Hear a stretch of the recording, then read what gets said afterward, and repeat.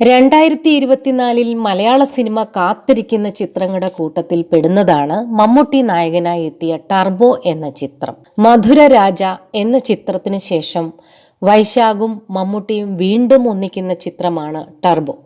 ജോസ് എന്ന കഥാപാത്രത്തെയാണ് മമ്മൂട്ടി ചിത്രത്തിൽ അവതരിപ്പിക്കുന്നത്. മിഥുൻ മാനുവൽ തോമസ് ആണ് തിരക്കഥ. മമ്മൂട്ടി കമ്പനി നിർമ്മിക്കുന്ന ചിത്രം ആക്ഷൻ കോമഡി ചിത്രമാണ്. എന്നാൽ ടർബോ എന്ന ചിത്രത്തിന്റെ ടൈറ്റിൽ 35 വർഷങ്ങൾക്ക് മുമ്പേ ഇറങ്ങിയ ഒരു മമ്മൂട്ടി ചിത്രത്തിലുണ്ടെന്നാണ് സോഷ്യൽ മീഡിയയുടെ കണ്ടെത്തൽ. ആ ചിത്രം വൈറലാകുന്നുമുണ്ട്. ചലച്ചിത്ര പ്രേമികളുടെ സിനിമാ ഗ്രൂപ്പായ M3DBയിൽ അജീഷ് കെ ബാബു ഇട്ട പോസ്റ്റിലാണ് കൗതുകമായി കണ്ടെത്തൽ ഉള്ളത്. 1988 ഇറങ്ങിയ മനു അങ്കിൾ എന്ന ചിത്രത്തിലെ ഒരു രംഗത്തിൽ മമ്മൂട്ടി ഓടിക്കുന്ന അംബാസിഡർ കാറിൽ ടർബോ എന്ന് എഴുതിയിരിക്കുന്നു എന്നാണ് കണ്ടെത്തൽ. താൻ ചെയ്യാനിരിക്കുന്ന സിനിമയുടെ ടൈറ്റിൽ 35 വർഷങ്ങൾക്ക് മുമ്പേ പുറത്തുവിട്ട മമ്മുക്ക എന്നാണ് പോസ്റ്റിന്റെ ക്യാപ്ഷൻ.